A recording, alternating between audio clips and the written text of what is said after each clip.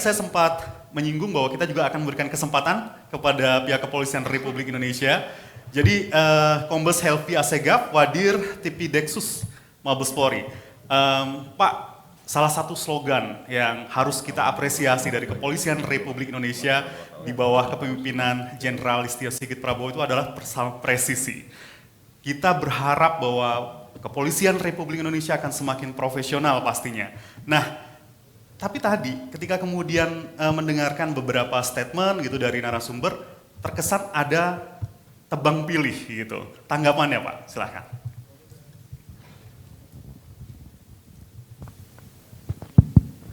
Terima kasih Mas Tommy atas kesempatan yang diberikan. Jadi kami ingin menanggapi sedikit apa yang disampaikan oleh para pihak yang tadi menyampaikan permasalahannya dan beberapa institusi yang telah menyampaikan. Yang perlu saya sampaikan yang pertama adalah Polri sangat atensi untuk menindaklanjuti tugas pokok daripada Satgas Waspada Investasi karena kita menjadi bagian daripada itu. Makanya kita ada Satgas Keamanan Investasi dan kita juga berjalan sesuai dengan koridor dan peran Polri sebagai penegak hukum. Perlu kami sampaikan bahwa selama 3-4 tahun ini kita sudah menangani perkara 18 kasus investasi yang tadi ditayangkan, ya. Ada 18 kasus yang cukup besar, ya. Dan perlu diketahui 80% itu semua sumbernya adalah laporan informasi dari kita. Dari penyidik, ya 80%.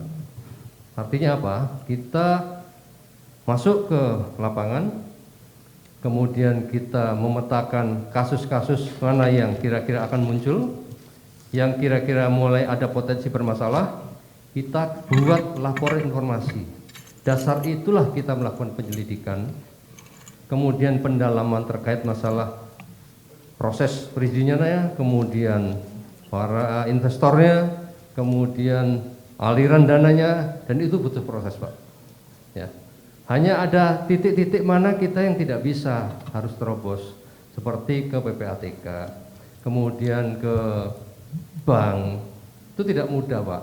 Kita mau inquiry Pak tidak ada gambaran seperti apa perkaranya. Kemudian kita ke bank minta rekening juga tidak mudah itu, ya tidak mudah. Butuh persyaratan khusus sebagaimana diatur dalam Perkap 6 2019. Ada manajemen penyidikan. Sehingga kita ada koridor yang harus kita lewati dulu. Tidak bisa serta-merta kita langsung terobos-terobos masuk rumahnya orang, sementara untuk masuk ke sana minimal harus ada 2 alat bukti dulu. Ya, artinya kalau kita mau melakukan upaya paksa, ada aturan harus kita lalui dulu. Tapi dari 18 perkara itu sudah 6 kita P21 yang sudah selesai dinyatakan lengkap dan sudah tahap 2. Ya, kemudian 1 dilakukan pencabutan karena mereka berdamai. Itu ya. Ada peluang RJ di situ ya kita manfaatkan. Silakan.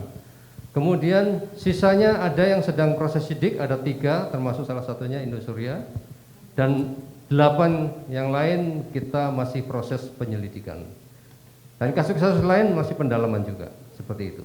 Jadi artinya keseriusan kita menanggapi apa yang disampaikan tadi terkait dengan masalah perkara investasi, ini kita sangat serius.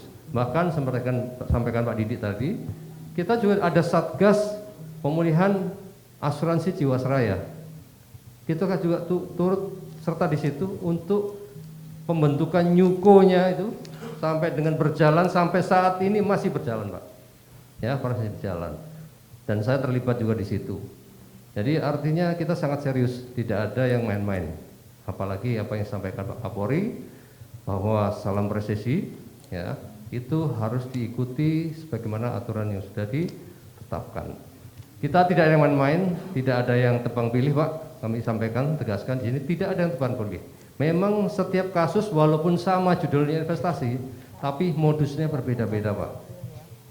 Ya, kemudian perilaku para korban juga berbeda-beda. Gitu. Sama dengan yang saya sampaikan tadi, ada satu kasus yang sudah berjalan proses penyidikannya, mereka berdamai mencabut laporannya, selesai. Ya, begitu pula yang lain sama. Ada yang sudah naik sidik, Pak jangan dulu Pak, mereka mau settlement aset settlement ke kami mau diberikan ruko Pak, jangan dulu diajukan ke kejaksaan Pak, nanti kami nggak dibayar. Banyak sekali macam-macam permasalahan Pak, jadi bukan masalah itu saja, tapi cukup banyak masalah lain. Ya. Kemudian terkait masalah keseriusan kita, bahwa kasus-kasus ini semuanya yang laporan informasi sudah sebagian besar kita naikkan ke laporan polisi. Ya, kemudian kita mencari door to door Pak, para korban untuk mau melaporkan sebagai korban. Kita siapkan desk, kita buka desk. Kasus Indosuria dari sekian ribu orang, hanya 109 yang mau lapor Kak, datang ke desk kita untuk dimintain keterangan sebagai korban. Ya, jadi selain itu juga penyidik ini bukan berhenti di kami Pak kasus Pak. Perkara ini kan juga kita limpahkan ke kejaksaan, sampaikan tadi ada petunjuk-petunjuk harus kita lengkapi. Ya, tentunya ini ada proses yang tidak mudah. Kalau sampaikan tadi bahwa melakukan audit itu kan tidak mudah. 15.000 orang dari mana kita? Mulai dari mana? Sedangkan menurut kami dengan barang bukti yang ada sudah cukup. Sudah cukup, makanya kita limpahkan ke kejaksaan, sudah selesai. Ke JPU. Menurut kami ini sudah cukup mewakili lah itu. Ya, tapi ada petunjuk-petunjuk lain yang harus kita penuhi. Otomatis ini juga menjadi kendala sehingga kesannya memang lambat, padahal tidak ada. Tidak ada sedikit pun kita untuk tebang pilih, tidak ada, semuanya sama. Kasus yang sudah kita jadikan LP, sudah kita naikkan kejaksaan, sudah 6 yang selesai Pak. Ya, begitu juga yang lain-lain. Kemudian terkait dengan perkara-perkara yang masih proses penyelidikan Pak. Pak moderator izin, saya izin Pak biar nyambung nih Pak ya. Jadi saya sebenarnya merefer peristiwa di ruangan ini ya, menyangkut, mohon maaf ya saya potong Pak tapi biar nyambung ya. Tadi banyak disinggung oleh para korban ya, investor ini para korban, nama seorang, saya tidak kenal orang ini tapi banyak disebut, saudara Hendy Surya ini Pak ya. Saya terima kasih tadi disampaikan Bapak tidak tebang pilih. Tapi kalau menurut hemat saya, ya bolehlah kalimat itu digunakan ya. Lebih baik kalimat mengoptimalkan dulu udah pasti terjadi tebang pilih kalau lihat ini ya. Kalau jujur ya, Bapak mendingan menggunakan kalimat memperbaiki yang dulu lebih tepat. Tapi saya balik lagi ya, soal Indosuria ini Pak ya, tadi disebutkan oleh beberapa, ini langsung korban yang ada di sini Pak. Ini kan begini ya, publik ingin ya, mungkin memang ada belasan ribu kasus yang tidak mudah ya. Tapi untuk awal itu 1-2 kasus yang memang bisa meyakinkan ya. Ini kasihan Pak, ini nangisnya bukan, ini nangis yang tulus, nangis yang benar-benar saya bisa merasakan ya. Di sini betapa kepedihan mereka Pak ya. Saya ingin masuk saja saudara Hendy Surya ini ya. Tadi ada bukti-bukti, ya benar ya. Tadi siapa pengacaranya ya. Bukti di Bali beliau padahal ini indikasi kuat bermasalah, orang ini bermasalah tapi kok kesannya ada pembiaran. Mohon dijelaskan di sini, mumpung ini saya menyambung saja ya apa yang disampaikan korban yang sangat pedih saya mendengarnya. Saya nggak tahan juga Pak ya. Kalau saya bukan laki-laki, saya air mata saya udah jatuh juga. Tolong dijelaskan, yakinkan mereka. Tapi poin saya Pak ya, harus ada orang besar ya. Ini mungkin Hendy salah seorang besar ya. Siapapun untuk bisa meyakinkan bahwa penegak hukum ini memang nggak main-main Pak ya.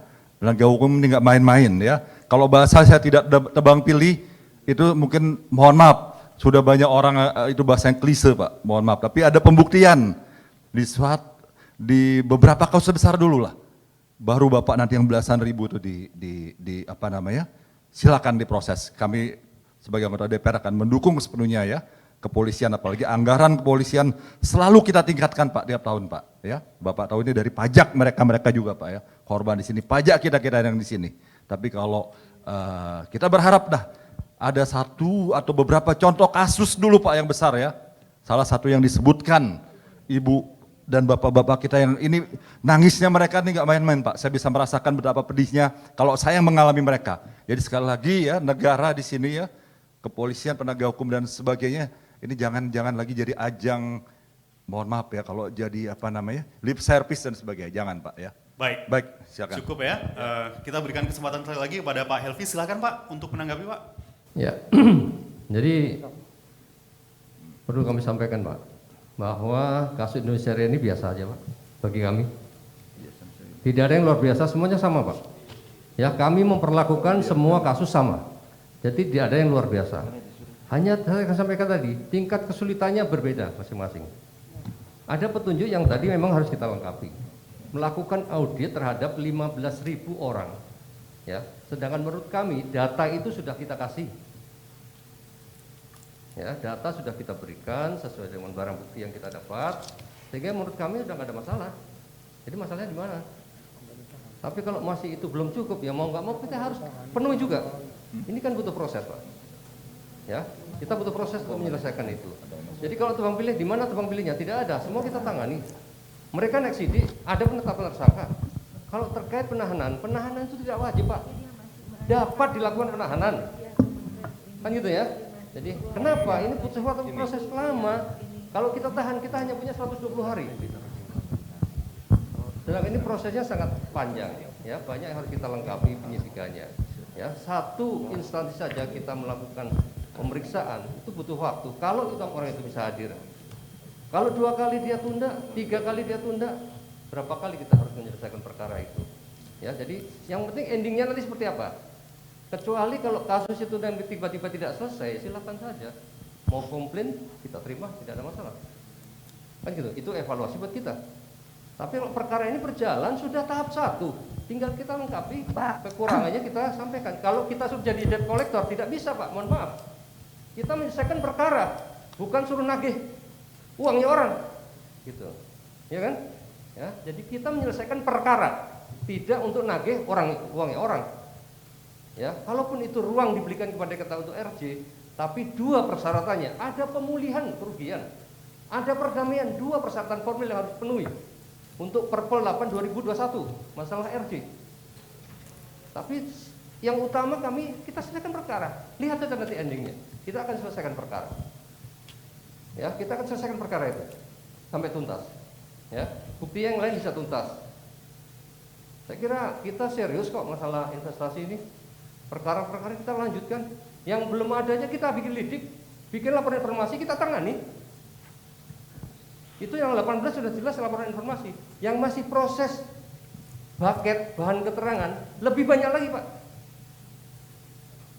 Sudah masuk ke laporan informasi kita. Itu nanti kita masukkan bucket itu bahan keterangan itu untuk kita rangkum, masukkan laporan informasi, baru kita proses lidik. Ada peristiwa pidana kita duga, ada peristiwa pidana, ada saja peristiwa pidana dugaan, kita naikkan ke sidiknya. Gitu ya. Jadi semua serius, kita nggak ada yang main Pak. Polri sangat serius menangani semua apa yang diperintahkan oleh undang-undang dan apa yang menjadi masukan masyarakat. Sangat serius.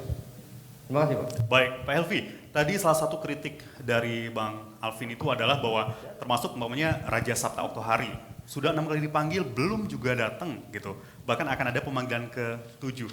Apakah itu tidak dikatakan sebagai sebuah tebang pilih dan sebagainya? Silakan. Pak, polisi itu ada tahap Pak, ada penyelidikan, ada penyidikan. Ya. Tahap penyelidikan kita nggak bisa main upaya paksa, panggilan itu upaya paksa. Kalau proses penyelidikan kita klarifikasi, undangan sifatnya untuk mendapatkan bahan-bahan yang perlu kita bisa jadikan barang bukti nanti. Dan di situ kita melihat ada peristiwa pidananya. Ya, jadi orang juga, mereka ada kuasa hukum juga, mereka minta penundaan 1 kali 2 kali, kita perintahkan untuk itu. Gitu loh. Nanti kalau sudah naik ke penyidikan, baru kita bisa upaya paksa. Panggilan 2 kali kita jemput. Gitu. Ya Pak ya. Dan kita tidak langsung ujuk-ujuk ke komandannya Pak. Ke bagian dulu, bagian-bagian keuangannya kita cek dulu data-data keuangannya, data investasi yang masuk, data segala macam. Banyak sekali yang harus kita kumpulkan dalam proses penyelidikan ini Pak. Supaya barang bukti itu bisa jadi alat bukti, harus dijelaskan oleh alat bukti keterangan saksi, sehingga punya nilai. Kalau dia punya nilai, baru kita bisa naikkan tersangka. Gitu. Ya, jadi ada proses yang harus kita ikuti, nggak bisa kita main terobos, Pak. Kita kena evaluasi nanti di pengawasan. Itu, Pak. Terima kasih, Pak. Baik, satu lagi, Pak Helvi. Ini tadi Bu Yenti Ganarsi juga menegaskan ya tentang penegak hukum itu bisa melakukan penyitaan atau pemblokiran aset yang diduga bersumber dari TPU. Nah, tanggapan Bapak sebagai institusi kepolisian seperti apa, Pak? Baik. Jadi kalau ada tracing aset, ada ditemukan satu rekening menerima uang tanpa underlying, bisa Pak, di Undang-Undang Transfer Dana nomor 3 tahun 2011 bisa. Kita langsung blokir, kemudian kita lakukan pemeriksaan untuk diperkarakan dalam perkara transfer dana. Bisa. Tapi kalau ini ada predikat krimnya ke TPPU-nya, itu harus jelas Pak. Kasusnya di sini inkrah. Dan memang betul ini adalah ada aliran dana ke sana. Untuk pemblokiran sebenarnya dari awal orang pada saat dirugikan bisa langsung memblokir dari pihak mereka. Kalau itu nasabah bank, ya nah, banknya dia ke bank minta supaya dilakukan pemblokiran. Bisa Pak. Tapi kalau Polri kita harus ada, emang ada dugaan bahwa itu aliran dana dari hasil kejahatan. Baik, terima kasih. Boleh tepuk tangan untuk Pak Helvi. Ini luar biasa sekali dari Kepolisian Republik Indonesia sudah menyampaikan secara tegas tidak ada tebang pilih. Tentu kita pasti akan menantikan ya Pak ya tindak lanjutnya.